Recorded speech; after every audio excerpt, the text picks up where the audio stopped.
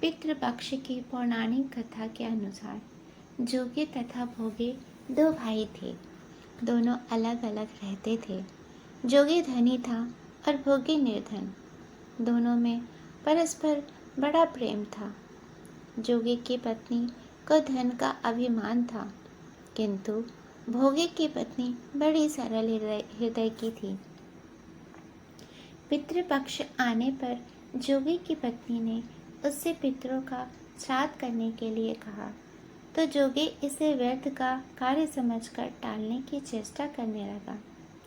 किंतु उसकी पत्नी समझती थी कि यदि ऐसा नहीं किया करेंगे तो लोग बातें बनाएंगे, फिर उसे अपने मायके वालों को दावत पर बुलाने और अपनी शान दिखाने का यह उचित अवसर लगा। अतः वह बोली, आप शायद मेरी परेशानी की वजह से ऐसा कह रहे हैं, किंतु इसमें मुझे कोई परेशानी नहीं होगी। मैं भोगी की पत्नी को बुला लूँगी, दोनों मिलकर सारा काम कर लेंगी। फिर उसने जोगी को अपने पीहर न्योता देने के लिए भेज दिया। दूसरे दिन उसके बुलाने पर भोगी की पत्नी सुबह सवेरे आकर काम में जुट गई। उसने रसोई तैयार की, अनेक पकवान बनाए, फिर सभी काम निपटाकर अपने घर आ गई। आखिर उसे भी तो पितरों का श्राद्ध तर्पण करना था।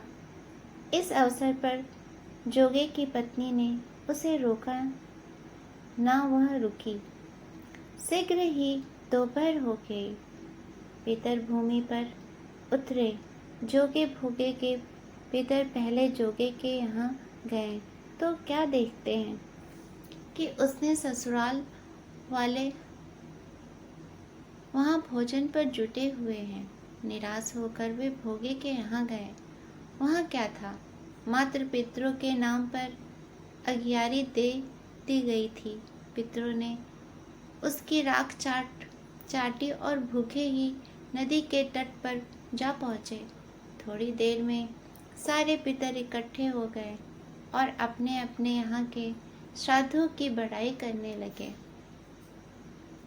जोगी भोगे के पितरों ने भी अपनी आप बीती सुनाई।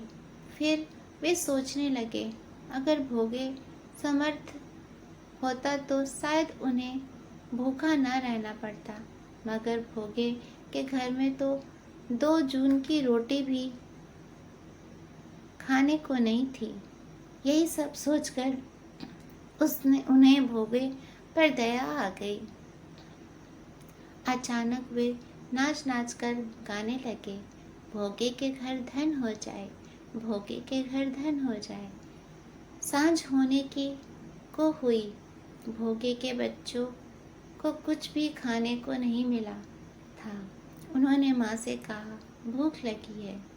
तब उन्हें टालने की गरज से भोगे की पत्नी ने कहा, जाओ, आंगन में हौदी औंधी रखी है, उसे जाकर खोल लो और जो कुछ मिले बांटकर खा लेना।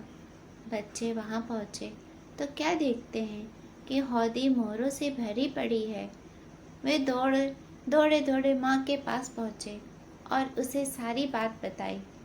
आंगन में आकर भोगे की पत्नी ने यह सब कुछ देखा तो वह भी हैरान रह गई। इस प्रकार भोगे भी धनी हो गया, मगर धन पाकर वह घमंडी नहीं हुआ।